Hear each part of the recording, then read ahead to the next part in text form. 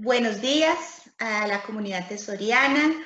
Nuevamente nos reunimos con la profe Jenicita. Jenicita, muy buenos días.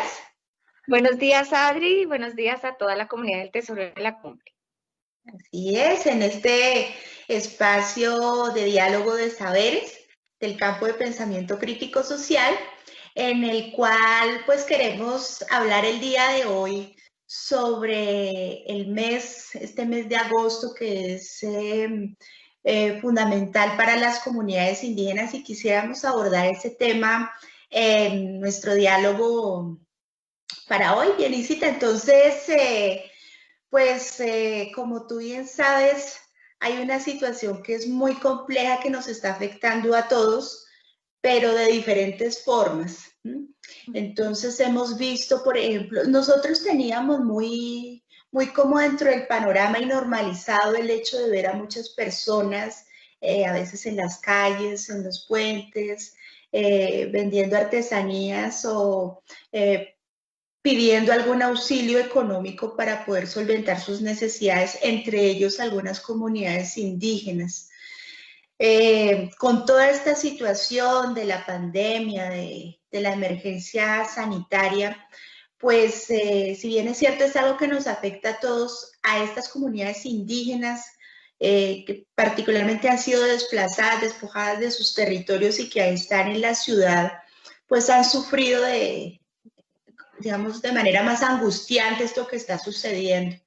Y aquí en Bogotá veíamos hace poco unas imágenes de algunas personas pertenecientes a la comunidad en Verachami, de Choco de Risaralda, en el Parque Tercer Milenio, que queda pues muy cerca al centro, a esta zona de lo que era el antiguo Cartucho, en unas condiciones muy difíciles de vida.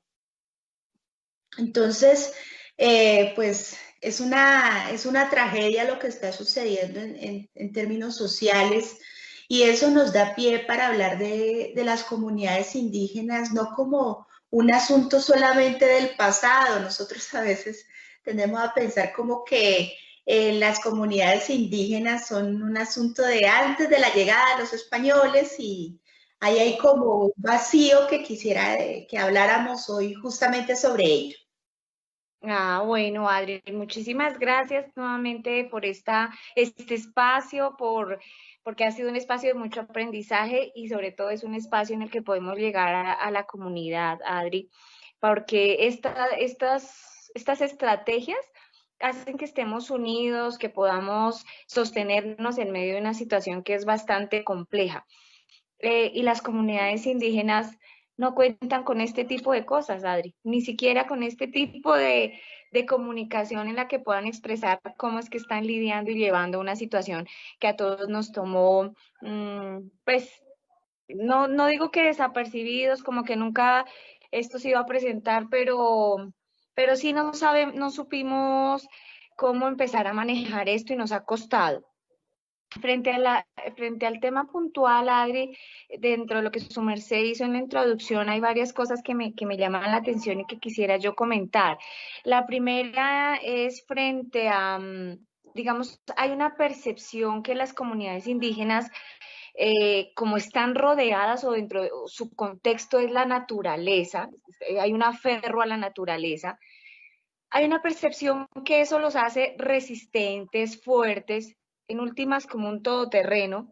Y entonces cuando los vemos transitar en los centros urbanos cercanos a nuestras comunidades, pareciera que para nosotros es como personas que pueden aguantar situaciones de abandono, que pueden estar en la intemperie, que pueden pasar hambre, al fin y al cabo, pues han vivido de esa manera y han resistido muchas cosas.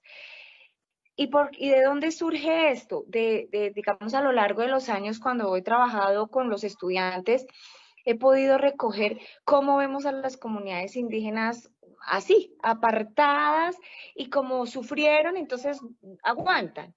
¿Y por qué no van a aguantar un poquito más? Entonces, si ya antes las teníamos aisladas, no las reconocemos como propias, no, pues ahora sí que menos. ahora sí que menos. Y bajo el argumento terrible de, pues me tengo que cuidar yo, tengo que salvarme yo, y pues caramba, no voy a poder, no voy a extenderle la mano a nadie. Y pues más a una comunidad a la que sentimos alejada, a la que no entendemos, a la que no le entendemos las costumbres, a la que no le entendemos el lenguaje. Entonces, como que mejor no me involucro, ¿sí? Eso como un primer aspecto, Adri. En un segundo aspecto, claramente su merced lo ha dicho, y es que sí se marca fuertemente esto de hablar de comunidades indígenas es hablar del pasado, ¿sí?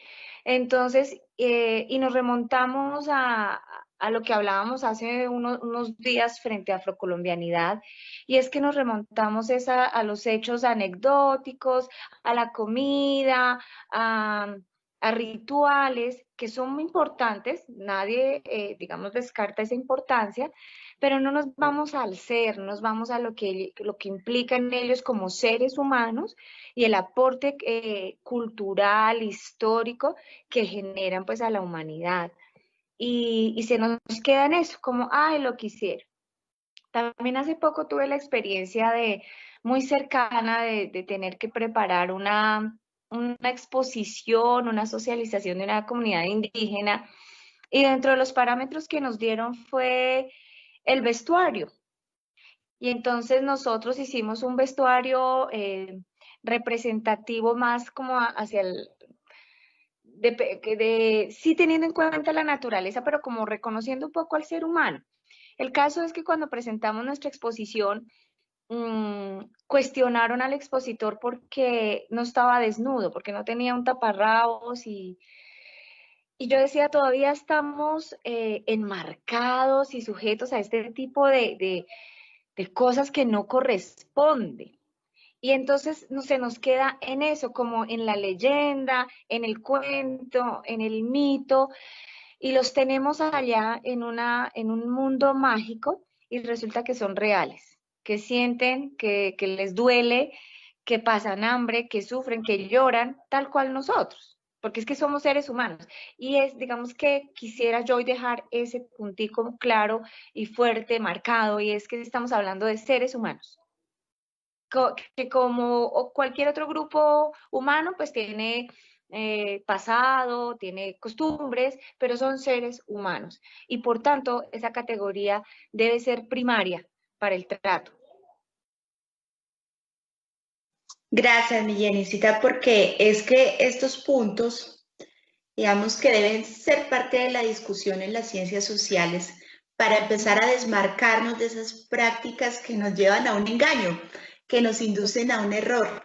Y uno a veces piensa que la educación se supone que es para posibilitar formas de pensamiento, pero a veces caemos como en esa cuestión de repetir errores, ¿sí? Y repetir engaños, y pues eso es justamente lo que no queremos en estos casos, sino para nosotros es fundamental el pensamiento crítico, y tener esta mirada pues nos lleva a esto. En cuanto a todo lo que tú nos mencionabas, ese primer aspecto de la solidaridad, ¿no?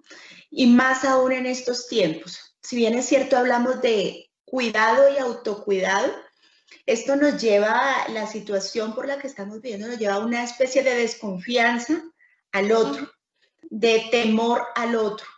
Y antes de la pandemia, ya nosotros teníamos esas reservas de esa barrera con ciertas personas a las que consideramos diferentes.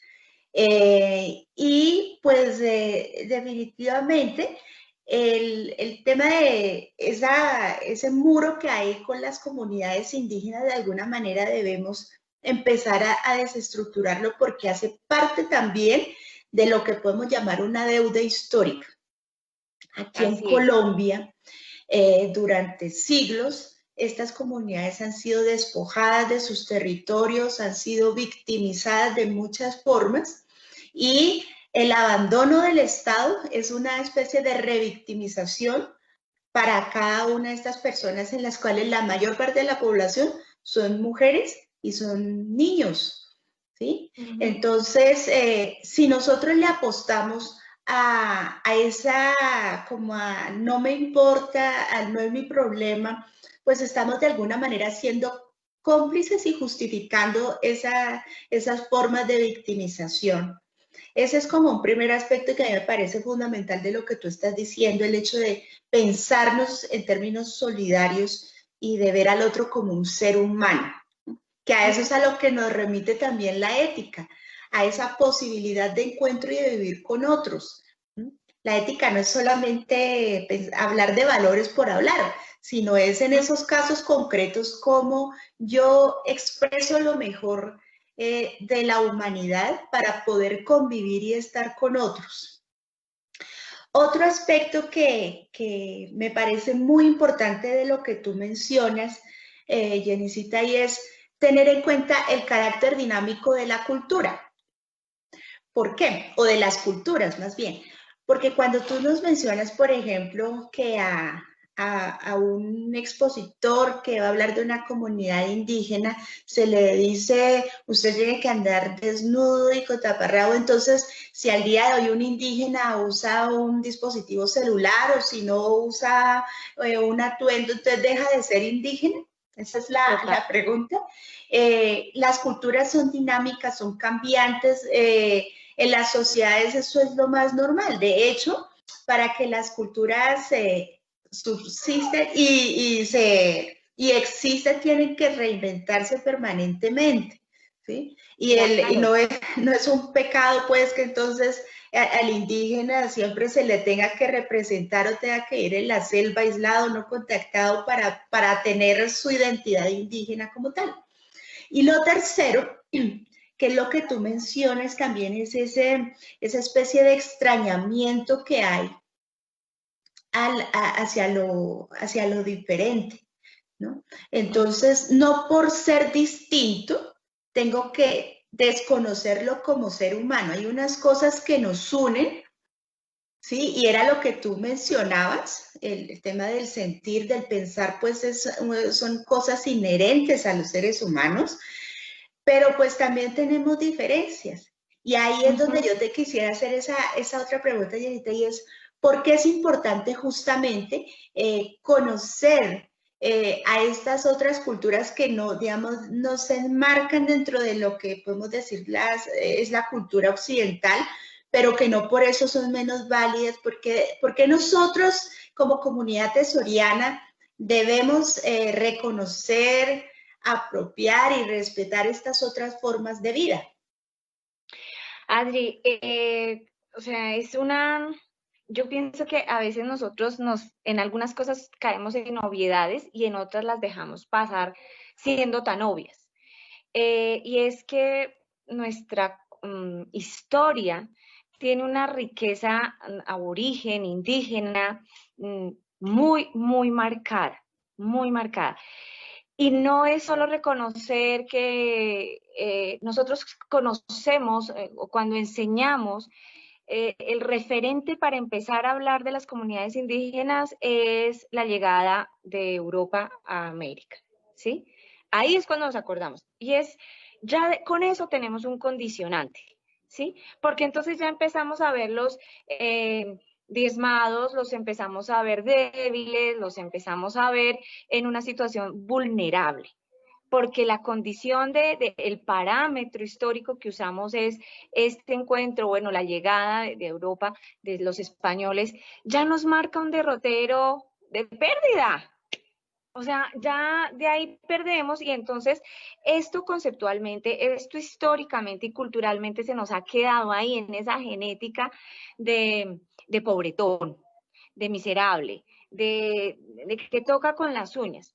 Y entonces, por eso es mi percepción, Adri, por eso nos resistimos, por eso nos cuesta el otro, por eso porque es que el otro no lo entiendo, no me parece familiar. Y no me parece familiar porque nos identificamos con la cultura homogenizante, nos entendemos más con la cultura, comillas, civilizada. Y esto tiene una genética, siento yo, más en el término histórico. Entonces, por eso no tenemos esa conciliación, esa solidaridad con las comunidades indígenas. Quisiera también resaltar eso que su merced dice, que cuando nosotros actuamos de ciertas maneras, entonces perdemos nuestra esencia. Entonces, si el aborigen no está ataviado con toda la indumentaria propia de su comunidad, entonces deja de ser indígena. Estos son unos sesgos para empezar a revictimizar también a las comunidades, como al estudiante que nos hace una pregunta y que uno no sabe, entonces uno dice, ay, no, no, no, realmente no sé, ay, la profe no sabe. Digamos, es el carácter, la esencia que uno tiene como ser humano, no se la quita ni se la pone en ese tipo de apariencias o ese tipo de situaciones que a veces nos sesgan, pero que a veces son las que más valen, tristemente. Para nosotros en el Tesoro de la Cumbre hay una fuerte influencia indígena en nuestro contexto, no solo por lo histórico que acabo de mencionar, sino porque nuestra comunidad viene a ser construida, ya lo sabemos, hay una fuerte influencia del conflicto armado, el desplazamiento, y bueno, entonces acá en nuestra comunidad se construye a partir de ese desplazamiento, de esas comunidades que tuvieron que emigrar. Pero de esas comunidades que emigraron, gran parte son comunidades indígenas. Y no solo en los inicios del conflicto armado, mitad del siglo XX, sino que es que todavía tenemos ese tipo de desplazamiento. Y dentro de nuestra comunidad del Tesoro de la Cumbre, hemos visto cómo transitan nuestras comunidades logrando acomodarse en un lugar donde se sientan reconocidos. Y entonces nosotros, Adri, que su merced tiene una experiencia muy cercana, hemos visto cómo llegan y se van, ¿no? Cómo llegan y se van. Y ahí es donde nosotros como escuela tenemos que plantearnos unas mejores estrategias para sostener estas comunidades que están buscando reconocimiento. No están buscando una limosna, no están buscando pues el hecho de que aquí estoy yo, sino el reconocimiento del que yo hablo es el que soy importante para la existencia nuestra. Es que sin la comunidad indígena nuestra existencia no tendría este sentido que tiene. Y es ahí donde el reconocimiento tiene que estar presente.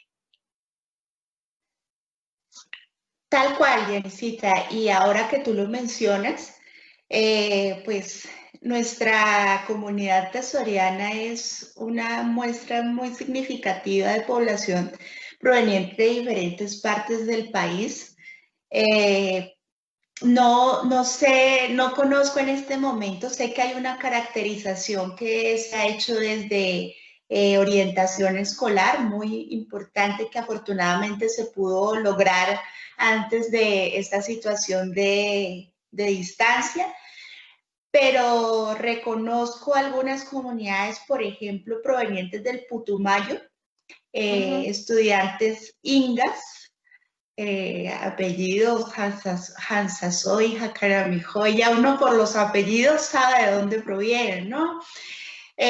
También tenemos estudiantes, muchos estudiantes provenientes del departamento del Tolima y fundamentalmente del sur del Tolima, están las comunidades indígenas pijaos, bueno, descendientes de los pijaos, y también en el Tesoro de la Cumbre es una población bien importante, numerosa. Grandísimo. Exacto. En algunos casos de autorreconocimiento y en otros casos pues se omite por todo esto que hemos estado hablando, ¿no? Hay también como una especie de recelo a dar cuenta de esa identidad. Claro. Y Adri, si me permite ahí hacer una puntualidad, es tan fuerte, digamos, digamos, esa situación en la que viven de rechazo, de discriminación, que muchos de nuestros niños o estudiantes procuran no hablar para que no se les identifique su origen, uno. Empiezan a cambiar su apariencia. Entonces, ya incluso su corte, el color de su pelito, hay ciertas cosas con Sí. las que yo siento que quisieran, no me vayan a identificar, es más, ojalá ni me identifique, o sea, quiero pasar de esa. Exacto, exacto, que es eso, es una Bueno, cosa compleja, claro, claro, porque hay unas negaciones que no vienen producto de una determinación de decir es que yo quiero hacerlo, sino es también por presión social de desmarcarme de mis orígenes porque ello ha sido como una carga, un lastre con el que no quiero cargar ahora también en el colegio. Entonces, ese es un aspecto sobre el cual nosotros debemos seguir trabajando muchísimo. Y obviamente la comunidad hubo UNAM del, del San Juan y del Baudó, del Chocuano, que también, pues, aunque no es numerosa, sí es una presencia que se hace sentir y que, pues, da ese plus, esa riqueza a la diversidad y heterogeneidad de nuestra comunidad tesoriana. Entonces, pues más adelante seguramente tendremos oportunidad de hablar sobre ello. Nos encantaría muchísimo que fueran ellos quienes ay, dieran esa voz, pero pues sabemos lo difícil de la conectividad con nuestra comunidad en algunos casos, entonces pues nos toca ahí tener como en stand-by. Sin embargo, Yanisita, creo que esta reflexión nos da para muchos, muchos puntos que tú nos has puesto sobre la mesa, el carácter homogenizante y pues en el desarrollo de nuestra guía número 3 del campo de pensamiento crítico social, habrá seguramente aparecerán otros puntos para seguir fomentando como esa mirada crítica que lejos de querer ser muy estandarizada de los indígenas son esto y así debemos comportarnos con ellos, no, es también tener un punto de vista más amplio que nos permite identificar también de pronto aspectos negativos de algunas prácticas y costumbres de pueblos indígenas, no solamente en Colombia, sino en otras partes de América y del mundo, que a la luz de nuestra cultura pueden ser cuestionables. Son de esos puntos de los que uno a veces no quisiera hablar porque, ay, no, eso como que no es políticamente correcto decirlo, pero creo pero que... correcto es hablar, por ejemplo, de la Segunda Guerra Mundial, donde Ajá, abiertamente eh, cometieron crímenes, eso como por dar un ejemplo, exacto, pero sí. claro, estamos en la historia de Occidente, esa tranquilamente se puede contar, pero de pronto algunos rituales de corte indígena, ay no, terrible. Esa Exacto. es una Sí, el situación. rasero no es el mismo. Entonces, bueno, son de esas cosas que afortunadamente de la historia, de la antropología, de las ciencias sociales en general se nos permite discutir, es válido y qué bueno que tengamos pues con nuestros estudiantes la oportunidad de dialogarlo en nuestros encuentros y seguramente en nuestro próximo diálogo de saberes continuaremos tratando estos temas. Así Yanisita, sea. muchísimas gracias por tus aportes. A toda la comunidad un saludo muy especial de parte nuestra y pues no sé si quieres hacer la despedida, Yanisita. Quisiera hacer la despedida, Adri, haciendo énfasis en que la cultura, las tradiciones nos definen en unos grupos de identidad. Eso es claro. Uh Yo -huh. me identifico como indígena, yo me identifico como afro, bueno, porque esas costumbres aportan a nuestra identidad. Pero hay algo que no podemos olvidar y es que tenemos un carácter de ser humano que a todos nos toca. Entonces, ese carácter debe primar. Es lo más importante que quisiera dejar. Cuando entendemos que el otro es un ser humano, sin importar cómo viste, cómo habla, qué piensa, qué sienta, pero es un ser humano, ya le tomo otra perspectiva, una más solidaria. Así que, bueno, muchísimas gracias y ojalá disfruten de este diálogo como lo disfrutamos Adri y yo, y pues esto genere preguntas, dudas, cuestionamientos y ojalá nos hagan saber esas percepciones que tienen. Gracias. Gracias a ti, Jenicita, por ese mensaje poderoso de despedida que es para ponernos a pensar aún más. Muchísimas gracias a todos, un saludo muy especial de parte nuestra y hasta una próxima. Chao.